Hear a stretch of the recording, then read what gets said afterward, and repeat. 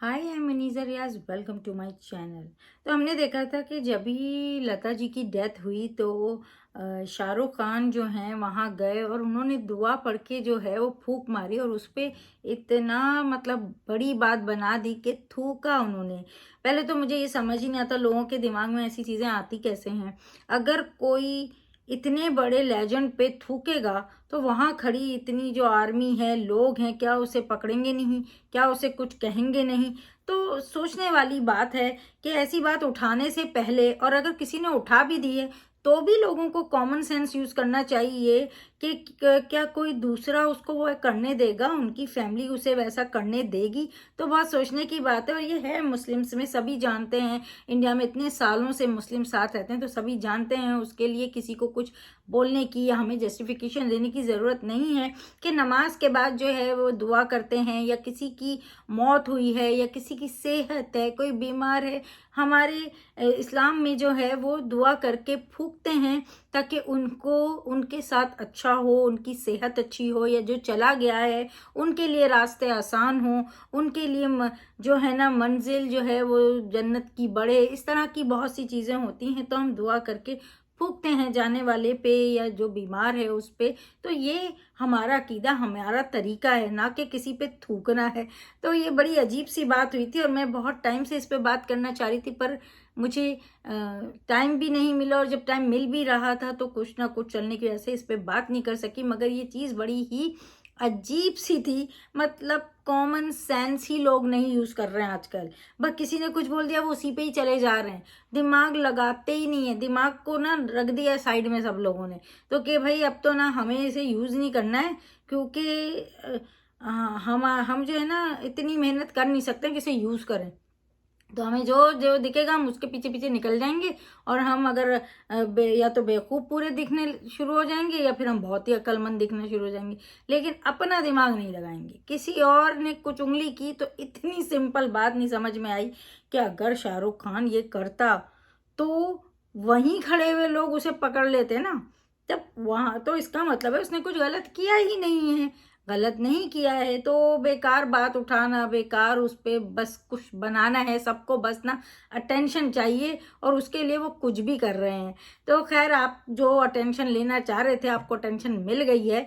तो मगर ऐसा कुछ नहीं है, और ये एक तरीका होता है दुआ के बाद फूकने का, जिससे आपको लगता है कि आपकी दुआ कबूल होगी, या आपके फूकने से जो जाने वाला है या जो बीमार है या जो भी जिसके लिए भी आप जो दुआ कर रहे हैं वो कबूल होगी और उसकी वो हेल्प होगी। तो इस तरह की बात होती है। तो एनीवेज ये यही बात थी, ये बहुत टाइम से मैं करना चाह रही थी और बहुत ही खूबसूरत लगा था वो जिस तरह से वो दुआ मांग रहे हैं। हर कोई किसी भी मज़हब का हो, लेकिन एक ऐसे इंसान के लिए जिसने आपको ज़िंदगी भर कुछ दिया है, जिससे आप किसी न किसी तरह से जुड़े हुए हैं। तो एक कहते हैं ना कि ये जो आर्ट है इसका कोई मज़हब नहीं होता है, और वही चीज़ दिखाई गई है कि सब उसमें एक ही जज्बात रखते हैं और सबके इमोशन एक से होते हैं। तो लता जी के लिए भी सबके इमोशंस एक से हैं, चाहे वो हिंदू हो, चाहे वो मुस्लिम हो, चाहे वो क्रिश्चियन हो, चाहे वो किसी मज़हब का हो, लेकिन वो सिंगिंग से, वो म्यूज़िक से जुड़ा हुआ है और म्यूज़िक को पसंद करता है, इज्जत करता है, कहीं ना कहीं उसके दिल से जुड़ी हुई है वो। तो वो लता जी का फ़ैन होगा, उनको इतनी अकीदत देता होगा, और यही दिखाया गया है। तो कि जो सब हैं वो अपने अपने मज़हब में हैं, लेकिन अपने अपने मज़हब के तरीके से वो उनके लिए दुआ कर रहे हैं, अच्छी दुआ कर रहे हैं।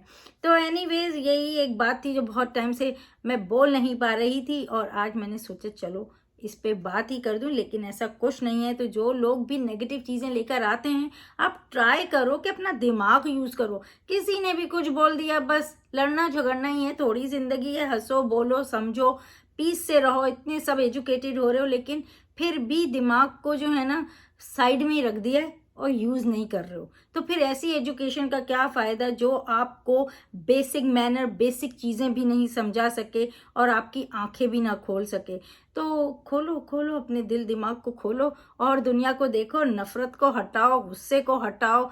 ये जो सारा ये जो बना लिया है ना, ये सोशल मीडिया पे बैठ के लोगों ने कुछ भी करने का और इसका फ़ायदा मतलब इस तरह गलत तरीके से उठा रहे हो, तो ये सब हटाओ और स्प्रेड करो, पॉजिटिविटी स्प्रेड करो, खुश रहो, खुद भी खुश रहो। आप खुद को भी टेंस दे रहे हो, खुद को भी इस तरह की सोच की वजह से आपके लिए भी जो है ना जीना मुश्किल हो जाता है, टेंशन में रहते हैं, हर वक्त गुस्से में रहते, तो रिलैक्स रहो और हर किसी जो चीज़ आपकी नहीं है ना उतना भी टेंशन लेने की ज़रूरत नहीं है।